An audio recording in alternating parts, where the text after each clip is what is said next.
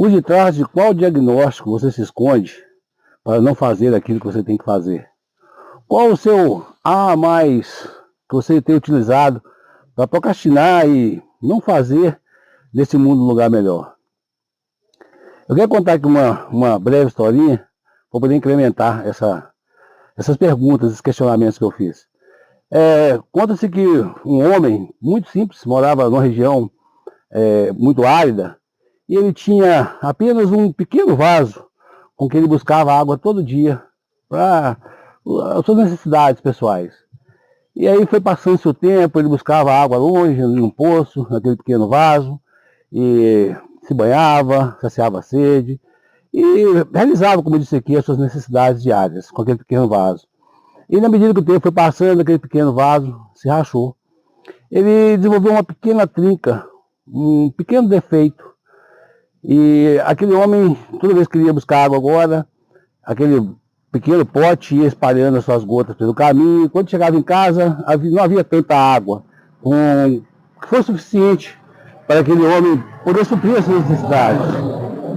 E passou o tempo, aquele homem, sempre grato por aquele vasinho, né, que todo tempo acompanhou, ele decidiu fazer um outro pote de barro.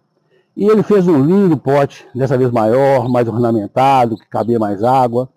Mas ele não desfez daquele pequeno pote. E ele passou agora a buscar água nos dois potes. No pote que era maior e naquele pote pequeno, que ele sempre utilizou, mas que estava trincado, rachado, e que pingava a água ali pelo caminho por onde ele passava. Como é um mundo de fantasia, vamos colocar que esses potes comunicavam um com o outro. E aquele pote, que era dito perfeito, sem defeito, começou a menosprezar o pote pequeno e rachado, dizendo para ele: nossa, quanto você é imperfeito, foi preciso que ele fizesse um pote melhor, mais bonito, perfeito como eu, para suprir as necessidades dele, porque você já não dava conta. E aquele pote menor foi se sentindo deprimido, triste, até que um dia aquele homem, vendo a tristeza daquele pote pequeno, que tanto o serviu, perguntou para ele: por que você tem andado tão cabisbaixo, tão triste, tão para baixo?